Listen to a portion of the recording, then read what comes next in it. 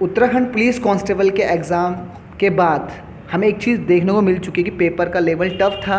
और उन एस्पिरेंट के बारे में बात करूंगा जो फॉरेस्ट गार्ड की प्रिपरेशन कर रहे हैं। साथ में वीडियो वालों को सब कुछ पता है क्योंकि वो सीनियर एस्पिरेंट है, उन्हें सब कुछ पता है। वो 3-2 अटैम्प्ट दे के आ चुके हैं, उन्हें पता है कि लेवल कैसे होता है। लेकिन जो कांस्टेबल वाले बच्चे जो नए हो, जिन्होंने पहला प्यार पेपर दिया कांस्टेबल का और उनको पहले ही आपको डिमोटिवेट हो चुके हैं कि क्या पेपर ऐसा भी आता है, उसके पेपर के लेवल ने बच्चों का लेवल गिरा दिया। क्योंकि जो हम प्रिपरेशन करते हैं 6 मंथ से, उससे कुछ नहीं होने वाला, ये बात आपको पता चल चुकी होगी।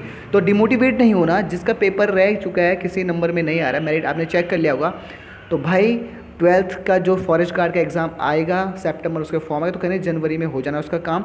तो फटाफट से अपने प्रिपरेशन अभी से लग जाओ, क्योंकि बाद में ये ढिंडोरा मत पिटोगे। पेपर टफ था क्योंकि अब आपको डेप्थ पढ़ने की ज़रूरत है। और सबसे इंपॉर्टेंट बात बताऊँगा, ठीक है, मेरा मॉक टेस्ट होना भी चाहिए इंपॉर्टेंट। और साथ ही साथ सर आपको ना एक बार निच समझो कि एग्ज़ाम का लेवल क्या होता है। क्या मैं डायरेक्ट क्वेश्चन एग्जाम में आ रहे हैं, क्या वो घुमा के पूछ रहे हैं, क्या ऑप्शन बेस से क्वेश्चन आ रहे हैं। तो मैं हमेशा कहता हूँ ऑप्शन बेस में मेरे भाई अगर क्वेश्चन करोगे तो बहुत मैक्सिमम आप स्कोर गेन करोगे, क्योंकि ऑप्शन से बहुत कुछ सीखने को मिलता है। ज़रूरी नहीं आपका डायरेक्ट पढ़ा हुआ, कभी भी ऑप्शन भी आपका एलिमिनेशन करने का तरीका बेस्ट होता है। और वो स्टूडेंट हमेशा स्कोर गेन करते हैं जिसे एलिमिनेशन का तरीका होता है पता। और साथ में याद रखना, एलिमिनेशन वही करेगा जिसने डेप्थ पढ़ा होगा। मान लो कि वो क्वेश्चन पढ़ा जो नहीं है मेरे एग्जाम में और उसका ऑप्शन तो आया होगा, भाई उस ऑप्शन को तो आप एलिमिनेशन कर सकते हो। रीजनिंग का आपने देख लिया कैसा पेपर आता है, तो रीजनिंग के बारे में आप भी डिस्कस कर सकते हो, आप अच्छे से लेवल की तैयारी कर सकते हो।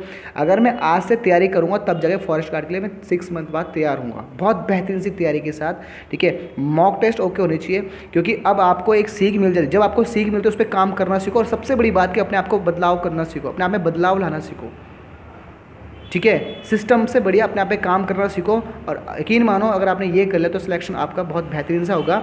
फॉरेस्ट गार्ड वाले की बात कर रहा हूँ मैं यहाँ पर, क्योंकि बहुत सारे ऐसे एस्पिरेंट है कि जिन्होंने पहली बार उत्तराखंड पुलिस कांस्टेबल का पेपर दिया, फिजिकल उनका 92 का था, 88 का था। उन्होंने बहुत सपने सोचे मैं पुलिस कांस्टेबल में वर्दी पहनूंगा, लेकिन रिटर्न के बाद उन्हें डिमोटिवेट हो चुका है। तो मेरे आपसे बिल्कुल रिक्वेस्ट है कि डिमोटिवेट नहीं करना, ये पहली सीढ़ी है, एक बार फिर उठना है दोबारा। और फॉरेस्ट गार्ड को क्या करना है, भेदना है भाई, ठीक है। तो मैं इतना कहूँगा कि आप पेपर के एग्जाम ये पहला पेपर आपके लिए सीख था, और इससे क्या होगा, अपने आप को बहुत मजबूत करना है भाई, ठीक है। तो इस लेवल को देखकर अपना लेवल बढ़ाना है, ताकि आप इस बार फॉरेस्ट गार्ड का बिल्कुल 101% अपना सिलेक्शन खींचो भाई, बिल्कुल करना पड़ेगा, ठीक है। पेपर टफ है, ईजी है।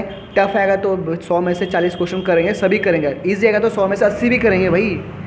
ये जो पढ़ने वाले बच्चों की स्ट्रैटेजी होती है, ठीक है। तो सबसे पहली बात मैं अपना सिलेबस चेक करूँगा, और साथ साथ भाई मॉक टेस्ट से एक चीज़ सीखा करो कि ऑप्शन देख के ही काम क्या करो। जैसे बहुत से ऐसे क्वेश्चन होते हैं सुमिलित नहीं है, तो आप जल्दी में कर लेते हो, सुमिलित वाला टिक कर लेते हो, जबकि ऐसा नहीं है, ठीक है। एग्ज़ाम निकालने के लिए ज़्यादा पढ़ना भी बहुत इंपॉर्टेंट नहीं है, आपको डेप्थ पढ़ना है, चीज़ें बहुत सटीक पढ़नी है, ठीक है। आपका ऑप्शन पे फोकस होने की, ऑप्शन कौन सा नहीं हो सकता, और मैंने बोला कि आपने चीज़ फॉलो करनी है और प्रिपरेशन करनी भाई।